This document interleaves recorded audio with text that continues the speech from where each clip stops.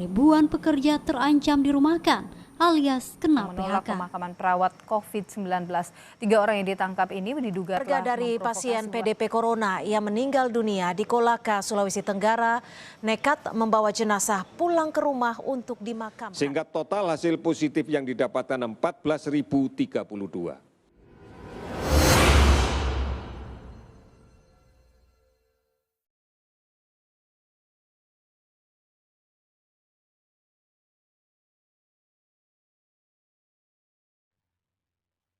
Teman, sudah hampir 3 bulan pandemi COVID-19 melanglang buana seantero Nusantara.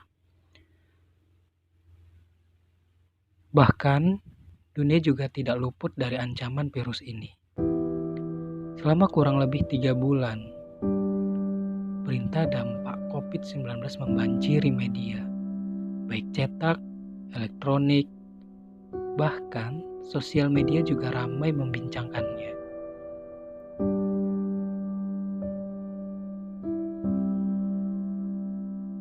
Mulai dari awal penyebaran virus corona, informasi pasien positif terjangkit virus corona, jumlah korban meninggal akibat terinfeksi virus COVID-19 ini. Bahkan ada pemberitaan penolakan jenazah pasien COVID-19. Pemberitaan pembatasan sosial berskala besar juga digaungkan. Social distancing sampai physical distancing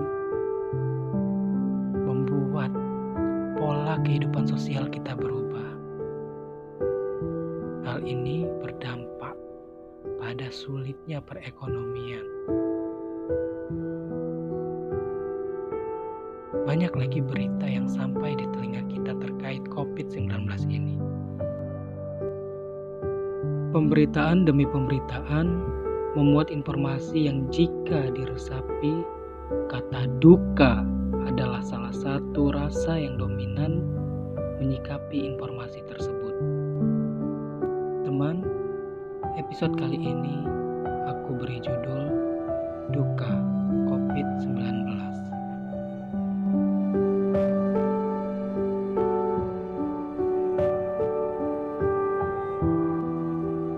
Jadi teman-teman, sebelum episode 2 ini aku buat, jadi aku telah memberikan pertanyaan terbuka melalui media sosial. Pertanyaan tersebut bunyinya seperti ini. Apakah kamu merasa ada yang hilang selama pandemi COVID-19 ini? Melalui pertanyaan tersebut, akhirnya aku mengetahui, ternyata orang yang ku kenal juga mengalami duka selama pandemi.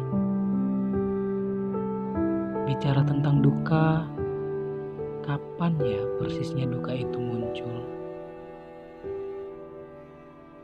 Kedukaan muncul ketika penduka menyadari bahwa seseorang atau sesuatu yang bernilai dan menjadi bagian utuh dari hidupnya sekarang sudah hilang.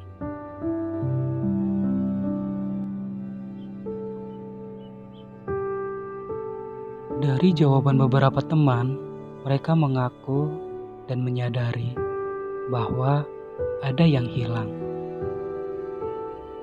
Ada yang merasa kehilangan pekerjaan, kehilangan rutinitas mengajar sebagai guru, kehilangan momen menatap wajah siswa satu persatu secara langsung untuk beberapa saat. Bahkan, ada yang kehilangan target perkuliahan yang selama ini udah disusun dan dirancang. Kehilangan momen kebersamaan bersama teman-teman, kehilangan saat-saat melakukan hal-hal yang disenangi, dan jauh dari benda-benda yang sudah dekat selama berada di kos bagi mahasiswa yang harus pulang kampung. Teman, kita Kita sama-sama mengetahui pandemi ini banyak sekali memakan korban jiwa dan orang-orang yang mengalami kehilangan atas kerabatnya yang meninggal jelas akan merasakan kedukaan. Namun, ada saja orang lain menganggap kehilangan yang dirasakan oleh penduka adalah hal yang biasa dan tidak perlu disedihkan. Sebaiknya tindakan seperti ini kita hindari, karena setiap penduka punya persepsi dan kedekatan emosi terhadap sesuatu yang hilang. Coba bayangkan bila kita di posisi sebagai penduka, kita kehilangan sosok yang kita senangi, kita sayangi, atau kehilangan sesuatu yang bernilai bagi kita. Kemudian ada orang lain yang mengatakan, "Sudahlah, jangan bersedih. Pasti nanti Tuhan akan ganti yang baru." Sudah, janganlah bersedih. Nanti dia tidak akan diterima di sisi Tuhan. Kita mendengar hal tersebut pasti sedikit kesal, karena dia tidak bisa merasakan bagaimana pedih dan sakitnya kita merasakan kehilangan. Berikan ruang untuk para penduka menyelesaikan perasaan duka dan sedihnya. Ada kalanya perasaan sedih dan duka itu akan selesai, dan para penduka telah berdamai dengan keadaan dan menerima kenyataan bahwa mereka telah kehilangan. Teman-teman, perlu kita ketahui bersama bahwa nilai dari sesuatu yang hilang itu bisa sangat tinggi bagi para penduka dan memiliki makna yang berarti dalam kehidupan. Bahkan yang hilang itu hanya sebuah pena ataupun rutinitas. Jangan sesekali meremehkan perasaan duka orang lain terhadap sesuatu yang hilang. Lebih baik kita dengarkan terlebih dahulu persepsi penduka terhadap objek yang hilang baginya, daripada berpikir sesuatu tersebut adalah barang yang biasa saja dan tidak perlu berlebihan menyikapi kedukaan atau kesedihan atas kehilangan objek tersebut. Terlebih dahulu, kita harus memahami dan ikut merasakan apa yang penduka rasakan. Karena tidak enak ketika kita bersedih karena kehilangan dan orang lain menyuruh kita berhenti bersedih dan segera melupakannya. Seolah-olah itu sangat mudah untuk dilakukan. Untuk itu, kita juga perlu tahu bagaimana proses kehilangan terjadi dan pengaruhnya terhadap penduka. Yang pertama, kedukaan terjadi karena proses kehilangan yang secara tiba-tiba atau mendadak. Duka ini disebut accidental grief. Contohnya, kehilangan motor di parkiran, mendengar kabar saudara kecelakaan, kehilangan pekerjaan secara tiba-tiba tanpa adanya aba-aba atau tanda-tanda, terpisah dari benda-benda yang sangat berfungsi atau yang disukai di kos karena harus pulang kampung disebabkan wabah COVID-19. Memang benda tersebut hilang secara temporer dan bisa kita menemuinya kembali bila pandemi usai. Tapi, jika barang itu ternyata sangat berfungsi untuk belajar selama di rumah, pasti kita akan merasakan kesedihan, penyesalan, dan merasa bersalah karena tidak membawa benda tersebut. Kita benar-benar merasa kehilangan kesempatan untuk menyelesaikan tugas dengan cepat. Yang kedua, kedukaan terjadi karena mengalami kehilangan tanpa adanya perkiraan, prediksi, dan antisipasi. Duka ini disebut sebagai unanticipated grief.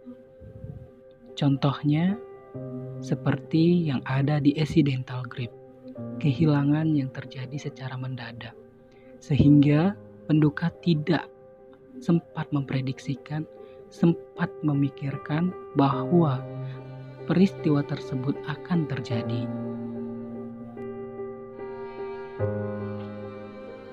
Yang ketiga, kedukaan terjadi karena kehilangan yang sebelumnya telah diprediksi, dibayangkan, atau dipikirkan akan dialami. Nah, duka ini disebut sebagai anticipated grief. Contohnya, seorang anak yang sudah lama ikut menemani ayahnya cuci darah. Ketika ayahnya meninggal, ia sudah tahu dan memprediksi itu akan terjadi. Sang anak pun telah menerima kepergian ayahnya dan merasa bersyukur bisa menemani di sisa hidup ayahnya.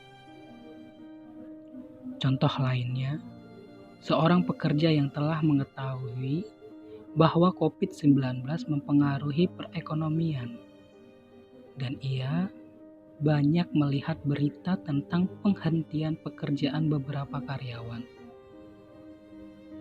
Ia mulai memprediksi dan memikirkan bahwa dia akan mengalami hal yang sama karena ada tanda-tanda yang sudah ia pahami dari perusahaan tempatnya bekerja akan ada pengurangan karyawan. Ketika ia mengalami pemecatan, ia bisa lebih siap menghadapi kehilangan pekerjaan tersebut. Biasanya, seseorang yang mengalami accidental dan unanticipated grief membutuhkan proses yang lebih panjang untuk menerima kehilangan dan membutuhkan proses yang lebih lama untuk merasakan duka cita. Sebaliknya, seseorang yang mengalami anticipated grief tidak membutuhkan proses yang panjang untuk menerima kehilangan, karena sudah mempersiapkan diri untuk menghadapi situasi kehilangan tersebut. Dan dia akan cepat menyelesaikan rasa duka. Kapan kedukaan itu berakhir? Para ahli mengungkapkan, kedukaan berakhir ketika penduka telah mampu menerima kenyataan bahwa mereka kehilangan. Pada titik tersebut, penduka telah mampu berdiri tegak kembali dan hidup tanpa objek yang hilang. Jadi, dalam hal ini, respon penduka tidak lagi bersedih dan tertekan. Tidak ada lagi penolakan atau penyangkalan bahwa mereka telah kehilangan. Tidak ada lagi perasaan marah, kesal, putus asa, muram, penyesalan, dan merasa bersalah. Penduka sepenuhnya menerima kehilangan yang dialami dan menjalani hidup dengan penghayatan dan pemaknaan yang baru atas kehilangan yang ia alami. Terus, bagaimana langkah yang bisa kita lakukan untuk menangani kedukaan yang kita alami? Pertanyaan ini kita bahas dalam episode selanjutnya ya. Teman-teman, terima kasih telah mendengarkan. Semoga apa yang kusampaikan bermanfaat dan baik untuk teman-teman semua. Tetap ikuti aturan pemerintah, lakukan physical distancing, jaga jarak, gunakan masker bila bepergian, dan cuci tangan setelah bepergian. jagalah dirimu, maka secara otomatis kamu juga akan menjaga orang lain. Salam sayang dari saya. Dadah.